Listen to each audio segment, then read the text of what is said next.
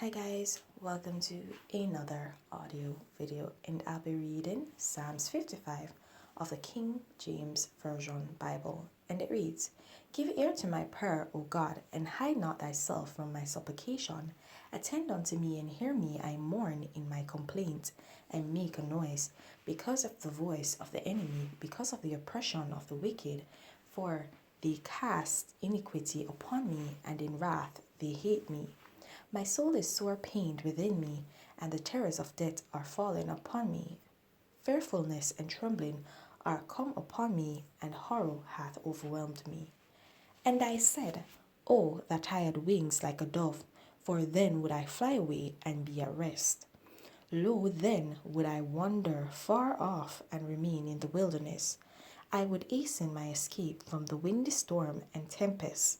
Destroy, O Lord, and divide their tongues, for I have seen violence and strife in the city.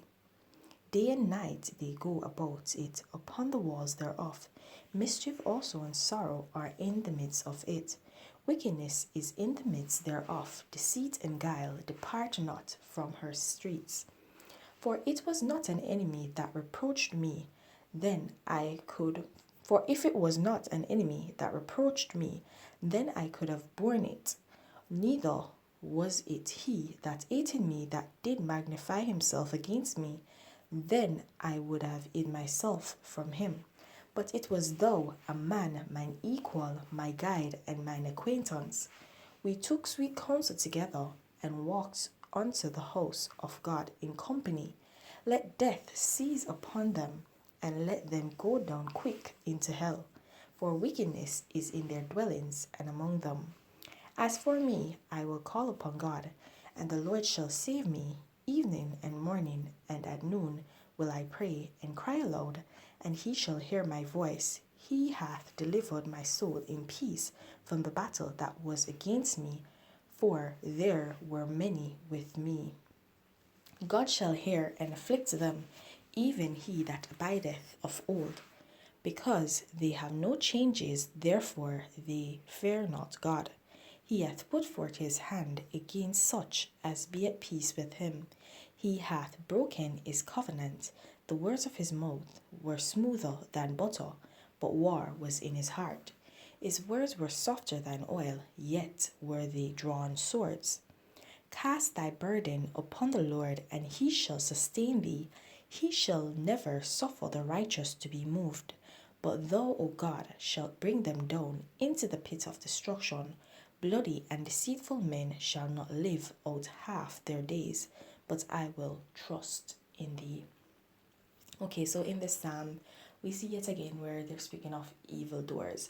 And the psalmist here is speaking of not those that are basically his enemies that are against him, but his fellow mates, people who he have entered into the house of God with. And we know that there are hypocrites everywhere in the world, and we know that there are hypocrites even within the house of God. Yes, there are. But it's not for us to condemn them. It's not for us to decide their faith, but for God to judge them. And so we should pray for God to actually judge them according to his tender mercies and his loving kindness and according to their transgressions, because it is not for us to know what actually they've done, and it's not for us to basically take it on ourselves to condemn them. It is the Lord's place, and so we ought to offer it up to God and cast all our worries or burdens or understandings or situations or everything that we go through. We need to cast it upon God and know that he will indeed come through for us. We've seen that time and time again where the Lord has indeed come through for his people, and we're certain and we can be reassured in the fact that he will come through for us.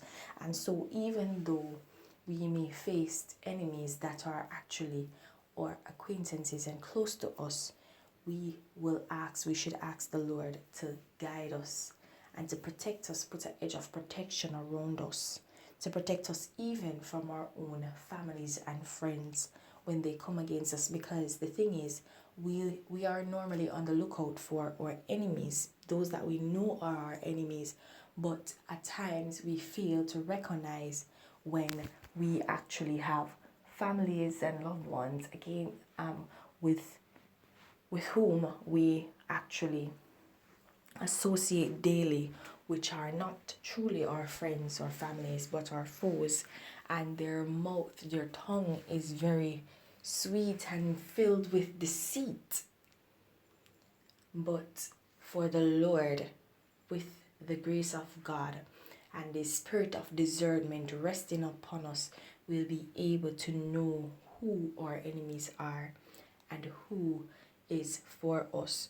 Because we need to know this, because we need to know who is actually able to stand in the battle with us, because at times we may need assistance, we may need someone to rally with us, to be in prayer with us and supplication with us. And so we need to know who we can actually call upon to be there to actually offer up prayers and supplications with us to God. Okay, we need to know who will be there for us. We need to know who we can actually trust in. We know we can trust in God, but sometimes we need earthly help also. And so we need to have that discerning spirit so we can decide for who will actually be there to help us through. Hallelujah. All right, guys, I'm going to leave it right there. Please remember to continue to walk in your salvation. And if you've not yet gained it, then seek it. There's no better time to begin than the present. Have yourselves a blessed day. Bye.